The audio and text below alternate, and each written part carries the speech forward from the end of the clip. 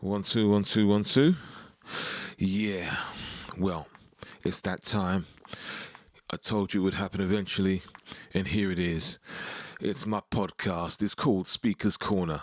Now, why is it called Speaker's Corner? Because I'm going to speak about the things that are important to me as a writer of color, and every once in a while, I'm going to get other people to come in, speak about what's important to them as writers of diversity.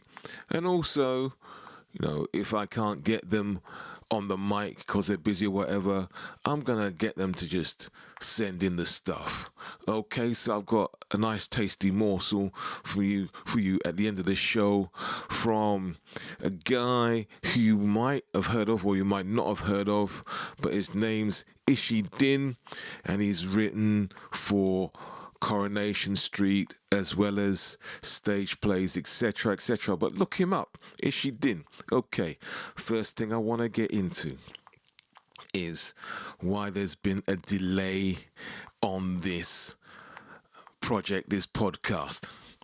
So, I had this great idea because I'm all about helping people, getting the stories out there, getting the narratives out there. So I thought, what I'll do a podcast. I was all set up.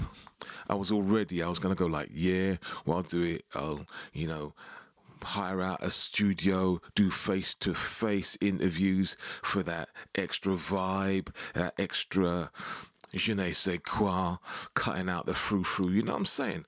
But what then happened is I went down to my son's graduation in London. He's qualified as a doctor, great day, sun was shining. My mum says, hey, you're not getting any younger, you're over 50.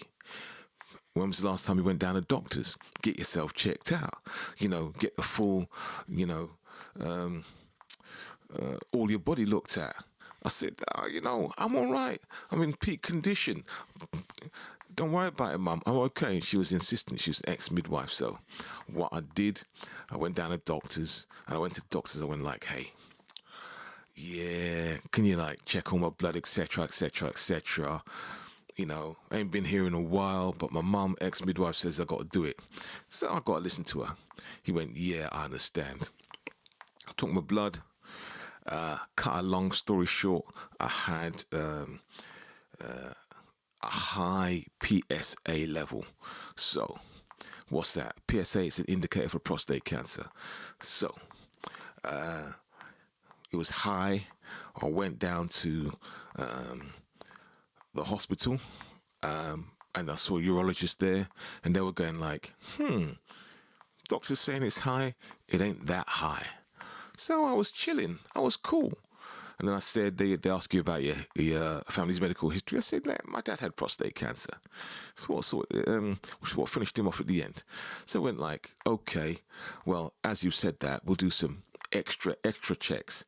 Because your PSA level as it is, we would have sent you home.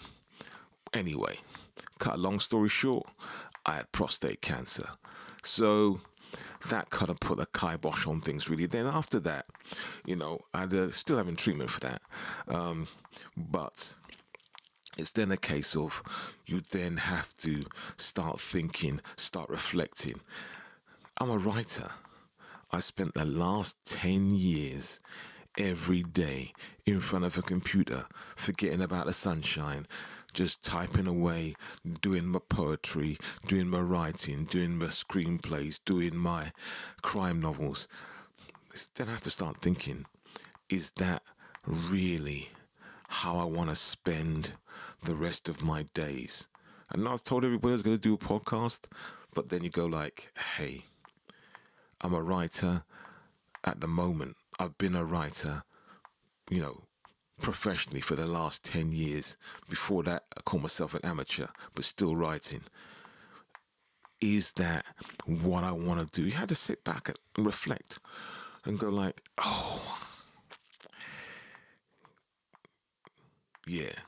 just pause and think about it. There's that Neil Gaiman expression, is it, that goes something along the lines of, you sit down or write, and do nothing else. And sooner or later, you write. Well, I sat down, ready to write. Nothing happened. Nothing happened. Because sometimes you realize you're just tired. You are just tired to the bone, tired to the core. And you need to recharge your batteries. That's a fact. As writers, we take from a well of creativity. And so that well needs to be replenished. As a writer, you need to be mentally, physically, and spiritually fit. And that's the process I'm going through. I'm going through a rebuild process. I came to the conclusion, yes, I am a writer. That's never going to change, regardless of the amount of money that's available for projects, etc. If there's no money, I'd still write. I've wanted to be a writer since I was 11. I'm not the only person who's gone through stuff, is going through stuff, will go through stuff. That is just the way it is. That's just life. And if being a writer is core part of you, there's really nothing you can do about it. You either have to embrace it or try and ignore it. And if you ignore it, what happens is that the tension builds up inside you, and the frustration of not being your true self might actually do you a great deal of harm, physically, mentally, and spiritually. So, I am a writer. I've come to that conclusion. The way I was writing in the past, as in the way I did it, being indoors, in front of a screen for the last 10 years, is not necessarily the way I want to do things now, and that is where I'm at. So that is why there was a delay in getting this thing going.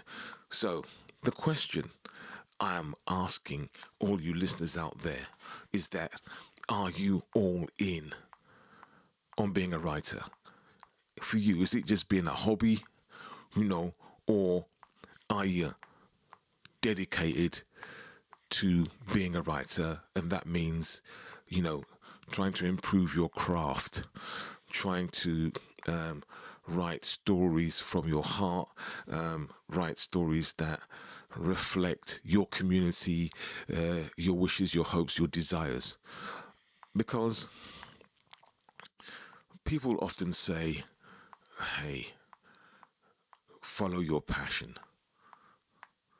But I'm here to tell you, as someone who has been an educator, careers advisor, life coach, whatever label you want to call it, passion is not enough. I'm telling you straight, because passion fades. Yeah, that's the same sort of thing as I only be creative, I only write when the muse takes me. Passion is not enough. It has to be love, because if you have the love for your creativity, your creative gift, then you will do what it takes to get better and embrace it. So, if you want to be a great piano player, or having a passion for the piano is not enough, because on the days when you're just doing scales, those kind of days when, you really feel like you don't want to do it, those days when you have to put the hard graft in, that's not about passion. That's just about the true grit and determination to improve. It's as simple as that. So, the long and the short of it is, yes, I'm still a writer, still doing all the things that I do as a writer, the different styles, songwriting, screenplays, stage plays, poetry, all those sorts of things, because writing is all about communication. But the way I do it will be slightly different. It has to be slightly different because the amount of direct energy that I have is not the same as I had before, and I don't know if I will ever get that back. So for instance, this podcast, you're going to hear it in one long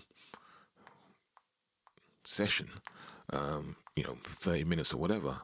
But I've had to record it bit by bit by bit because I'm still building up the stamina in order to do the things that I want to do. So, okay. All right. That's enough of me rambling on. I'll give you my first top tip. My first top tip is from Ishidin. As I said, look him up. He has written for Channel 4. He's also written for Coronation Street. And so when I saw him yesterday, I said, hey, Ishi, what's happening? He said, his top tip for me is, if you're writing a character, think of the 10 worst things that could happen to that character and spread it over an hour. And there you go. That's, a TV program or pilot or whatever right there.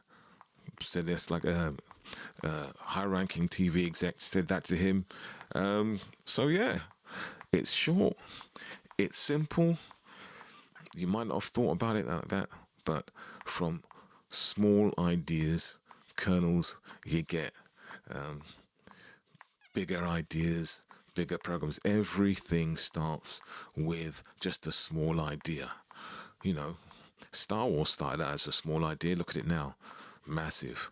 A massive franchise. And that all started because George Lucas wanted to remake Flash Gordon, couldn't get the rights.